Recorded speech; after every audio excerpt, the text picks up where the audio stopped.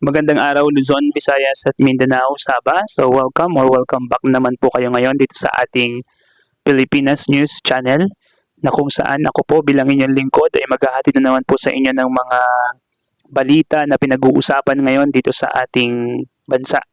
At unang-una ang pinag-uusapan po talaga na pinakamainit dito sa ating bansa ngayon ay yung nakaraang hearing sa Senado nitong si former President Rodrigo Roa Duterte, na kung saan marami po siyang nabanggit at marami po siyang nasabi, revelasyon at naisiwalat dahil sa kanyang katandaan na rin siguro at dahil sa galing mag-question ng mga senador natin doon sa hearing na yon, ay maraming nabitawang salita ang ating former President Rodrigo Roa Duterte, na kung saan nabanggit niya na talagang meron ng death squad at nabanggit niya na talagang marami nga talaga siyang pinapatay na tao.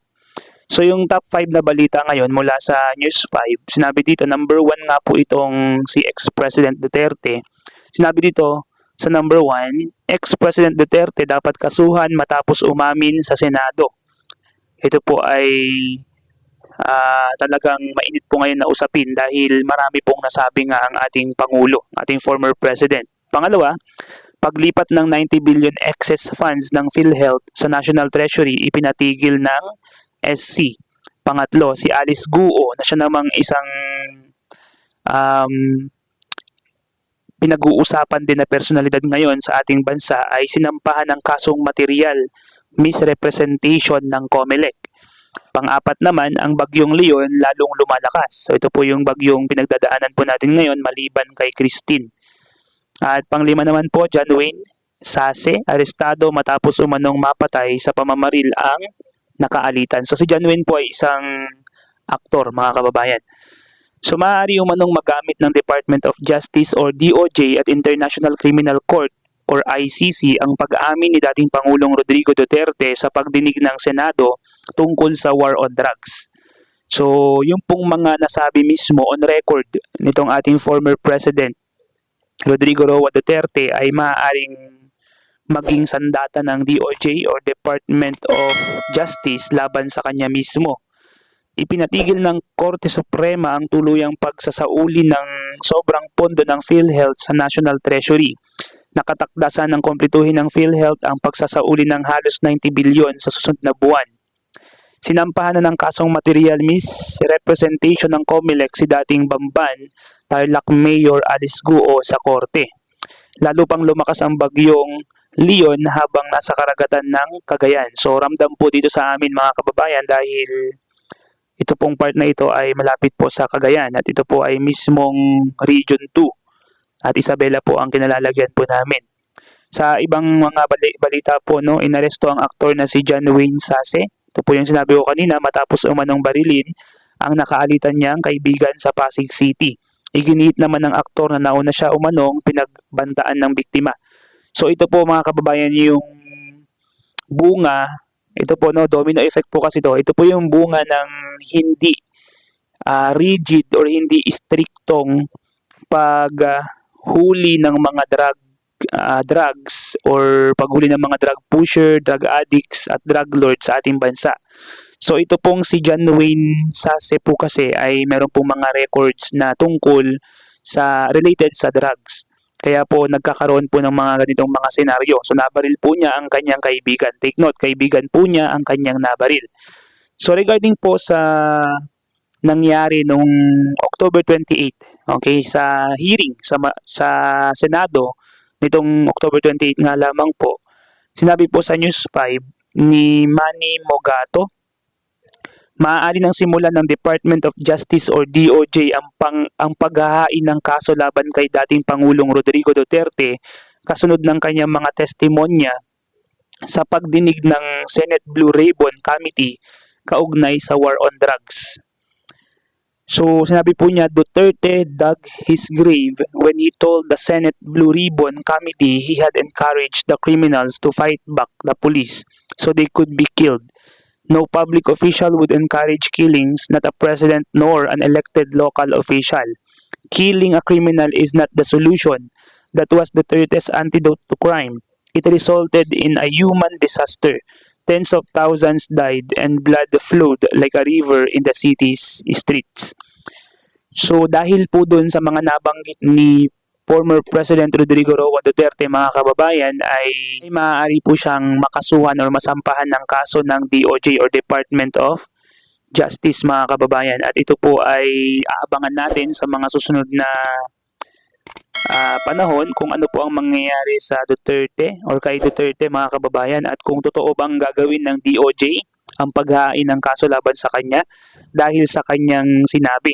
According po dito kay Manny Mogato na ang reference po natin ay sa News 5. Sinabi naman po, nagbigay naman po ng opinion itong si Senate President Cheese Escudero. Sabi niya po dito sa GMA Integrated News, I think he is proud of the things he did and said. So talaga naman po, kung mapapansin po ninyo sa hearing, talagang proud na proud po ang ating former President Rodrigo Roa Duterte sa kanyang ginawa sa war on drugs, na kung saan kung mabibigyan nga lang naman daw po siya ulit ng pagkakataon, ay gagawin niya po kung ano po yung ginawa niya pa rin ulit. And I will do it again and again and again. Sabi po niya, firmly, no, as quoted sa kanya.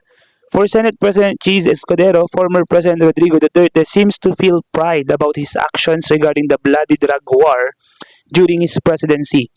Hindi niya ikinahihiya ang kanyang ginawa at mga sinabi.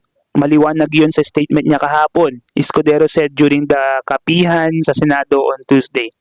I think Duterte, is proud of the things he did and said. Nakita niyo rin naman siguro kahapon yun.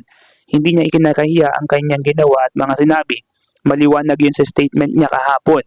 Senate President Cheese Escudero. So, alam niyo po, mga kababayan, na sa lahat ng oras na pinanood ko yung hearing nung nangyari dyan sa Senado, napansin ko talaga na si President Rodrigo Roa Duterte ay matanda na. At isang bagay na na-highlight sa akin within that 9 hours na pinapanood ko yung hearing na yun, sinabi niya na ikaw or tayo mismo individually ang magbibigay, ang mag-iiwan ng legasiya. So, naiintindihan ko siya on some part, pero syempre kailangan din nating sundin pa rin yung mga batas na nakasulat sa ating constitution. Siguro sa ibang bansa, kung pwede sana yung ginawa niya, I mean, kung meron talagang konstitusyon yung ibang bansa na naaayon sa ginawa niya, maganda. At maganda rin naman talaga yung layunin ni President Rodrigo Roa Duterte na lipulin at linisin talaga yung bansa sa mga drug addicts, mga drug pushers, mga drug lords, para hindi mawala or masira yung kinabukasan ng mga kabataan, especially masira ang pamilya o isang tao. Pero sinabi niya doon na tayo ang mag-iiwan ng legasiya. At alam niyo, mga kababayan, pakiramdam ko, 80% pa rin ng Filipino or majority pa rin ng Filipino ay kahit na umamin na si President Rodrigo Duterte doon sa hearing na yon, ay sang-ayon pa rin sila sa kanya. Ayun yung pakiramdam ko ngayon. Dahil sabihin natin makulong siya, sabihin natin na mamamayapa na siya in the next how many years, no? Kasi matanda na siya eh. He is going to exit and to depart from this world, mga kababayan. At pagdating ng panahon, ang maaalala kay Rodrigo Roa Duterte ay yung kanyang kamay na bakal. At maraming ang nagko-comment sa comment section ng video na ginagawa natin na still President Duterte is the best president. Siyempre, hindi naman natin nakita yung pamamahala ni former President Marcos Sr. Pero kung ikukumpara mo yung 22 years na pamamahala ni former President Marcos versus sa 6 years lang na pamamahala ni Digong, marami talaga ang natuwa. Marami talaga ang nakinabang. Do siguro mali yung ginawa niya, mali yung mga way kung paano niya ipinatupad yung batas, inutusan ang mga pulis, paano niya inilagay sa kanyang kamay yung ilan sa mga batas. No, at ngayon ay konti-konting na-unfold, konti-konting napapatunayan. Ganun pa man, maraming tao ang nasiyahan, maraming tao ang nakinabang sa ginawa ni President Rodrigo Roa Duterte. At iyan po ay isang legasiya niya sa bansang Pilipinas. At hindi na po mabubura yun sa mga puso ng mga Pilipino na nakasaksi doon sa 6 na taon na panunungkulan niya bilang isang presidente.